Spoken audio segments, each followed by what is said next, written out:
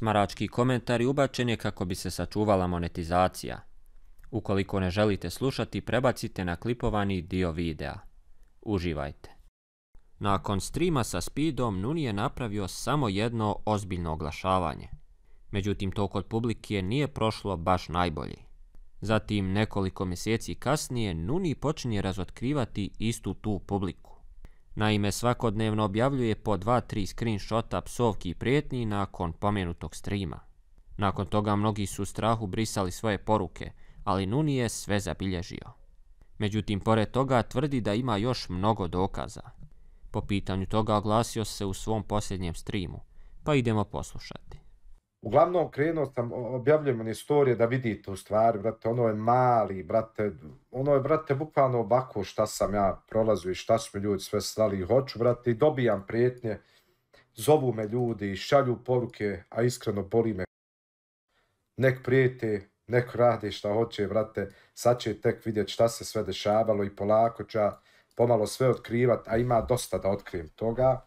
Rekao sam sebi, sačkat ću jedno 4-5 mjeseci, prošlo je 4-5 mjeseci i pustio sam, nek se ljudi malo ipsuju, nek sve pokažu svoja lica i sad ću sve objavljivati.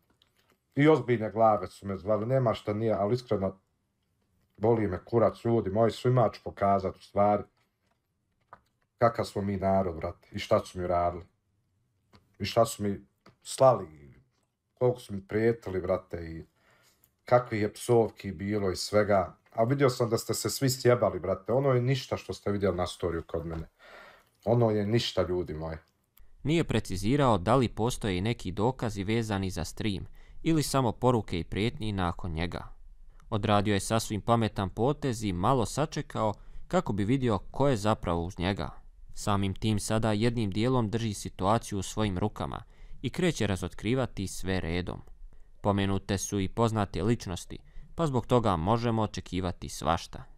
Koliko god je kiksao, sada bi mogao uzvratiti udarac pojedincima, a kakvi su dokazi u pitanju preostaje nam da vidimo. Sa nestrpljenjem čekamo iste, a do tada stvaramo nove reportaže. Do iduće imate, pozdrav od Nedatora. Ćao!